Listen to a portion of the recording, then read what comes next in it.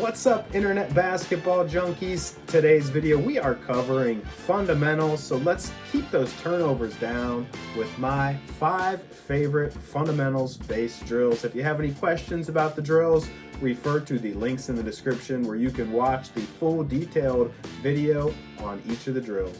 Enjoy. The name of the drill, you would think it's a defensive drill, but it's actually a ball handling and fundamentals based drill.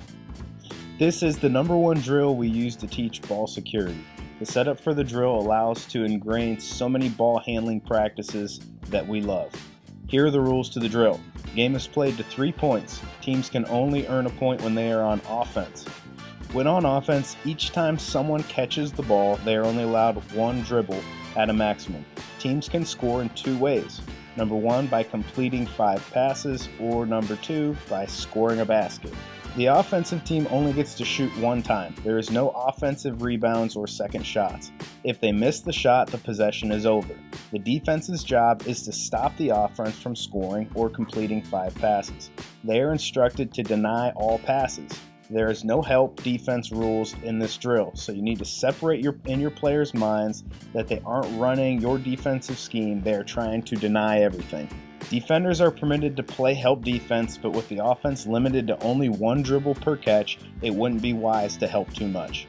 We encourage the defense to play very aggressive. Some grabbing, holding, and pushing is fine. It just needs to not be reckless to the point tag drill, based around developing great technique and habits surrounding ball handling and fundamentals. The drill is fairly simple but has a lot going on, so I would describe what you're looking at. First, apologies on the Huddle Fix camera. I love this camera, but it has no idea what to do when there's a lot of action all over the court. I've never had an issue with it filming a game, but it loses its mind trying to film practice with a lot going on. I understand this type of stuff is not what the camera was meant to film, but that doesn't make it any easier for you watching this film, so I apologize. This drill is a series of lines that all work together, with there being a slightly different emphasis or responsibility for each line. This drill is all about the execution of tiny details, so I'll talk about each line and what the details are for that line, starting with the line on the bottom left-hand corner of this film. This line is cutting and receiving as a line. The player starting here wants to make a change of pace, going from slow to fast and planning on their accelerate player performance and provide innovative game-like workouts. And shout out to Fast Model Sports, the #1 software programs for high school coaches. I use Fast Draw for all the diagrams you see in my videos. Now let's dive into today's drill.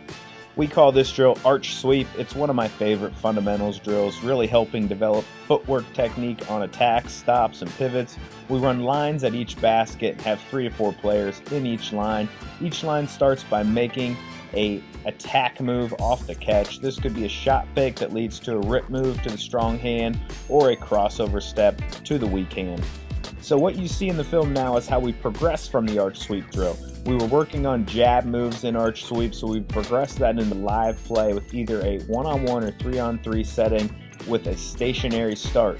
We want our technique to translate into the actual gameplay. So working technique on air is fine, but it's not worth much until you get the feedback from a live defender.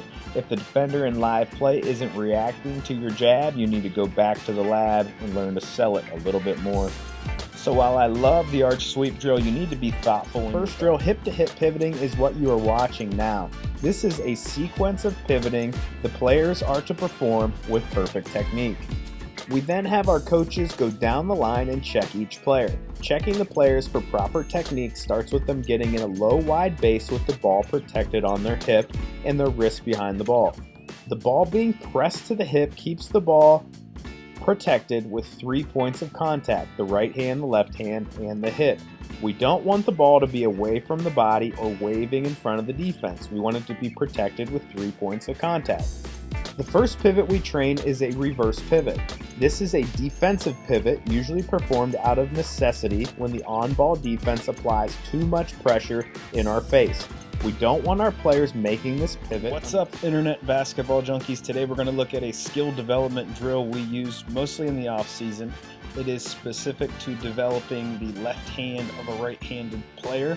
We used it some at the high school level, but I think it's best used at sub-varsity levels, middle school, or youth levels.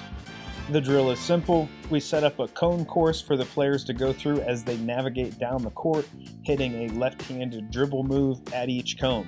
Then we challenge them with a left-handed finish at the end of the circuit.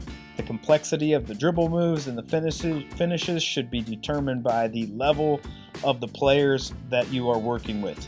These were varsity level players, so we went beyond simple moves and finishes, but the goal is not to have them handling the ball at all with their dominant hand throughout the course of the